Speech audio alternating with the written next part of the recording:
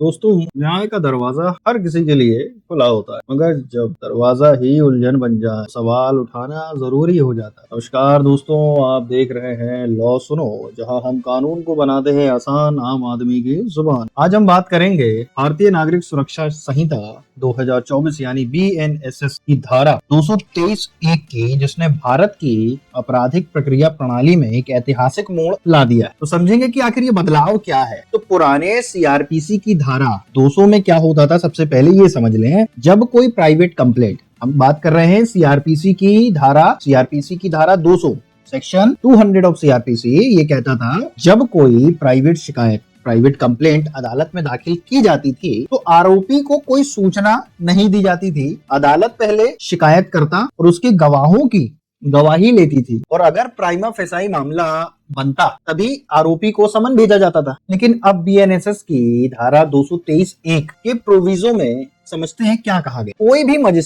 भी मजिस्ट्रेट किसी अपराध की शिकायत पर संज्ञान लेने से पहले आरोपी को सुनवाई का अवसर देगा। मतलब अब शिकायत पर संज्ञान लेने से पहले ही आरोपी को नोटिस भेजा जाएगा और उसे अपना पक्ष रखने का मौका मिलेगा। अब समझते हैं संज्ञान यानी कॉग्निजेंस, इसका मतलब क्या होता है। तो समझेंगे कॉग्निजेंस, संज्ञान का मतलब सिर्फ ध्यान देना नहीं होता। समझेंगे, जब मजिस्ट्रेट शिकायत पर अपना न्यायिक दिमाग लगाता है और कार्यवाही शुरू करता है, तभी माना जाता है कि कॉग्निजेंस या संज्ञान ले लिया गया। अब बात आ रही है कि नोटिस कब जाए, पहले या बाद में। मतलब नोटिस कॉग्निजेंस संज्ञान लेने से पहले जाएगा या संज्ञान लेने के बाद जाएगा। असली सवाल यही, क्या ये नोटिस शिकायत मिलते ही भेजा जाएगा या फिर गवाहों की गवाही होगी फिर नोटिस जाएगा। क्योंकि अगर आरोपी को पहले ही बुला लिया और फिर पूछा गया बताओ तुम्हें क्यों ना बुलाया जाए, तो ये तो उल्टा हो गया बॉस। अब समझते हैं न्यायपालिका क्या कहती। कर्नाटका हाईकोर्ट का फैसला था 2024 में कि सिर्फ नोटिस नहीं, आरोपी को शिकायत की कॉपी, गवाही और सभी दस्तावेज दिए जाएं ताकि वो अपना सही डिफेंस तैयार कर सके। केरला हाईकोर्ट का भी डिसीजन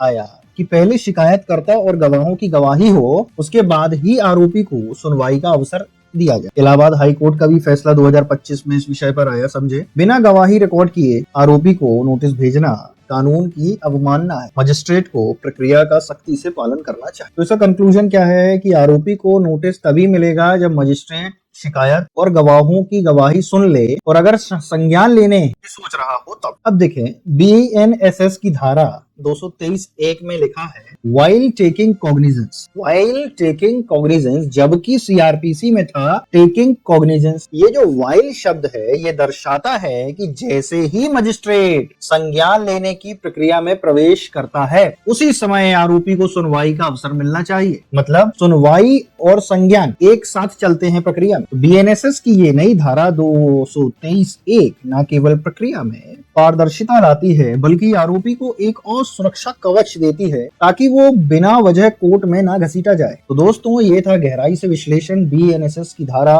223(1) पर। अगर आपको ये जानकारी पसंद आई हो तो वीडियो को लाइक करें, अपने वकील मित्रों और स्टूडेंट्स के साथ शेयर करें, और हमारे चैनल लॉ सुनो को सब्सक्राइब करना ना भूलें, क्योंकि यहाँ कानून भी सिखाया जाता है और समझाया भी जाता है। मिलते हैं अगले वीडियो में, तब तक याद रखिए कानून की जानकारी ही आपकी सबसे बड़ी ताकत है। जय हिंद, न्याय का सम्मान करें।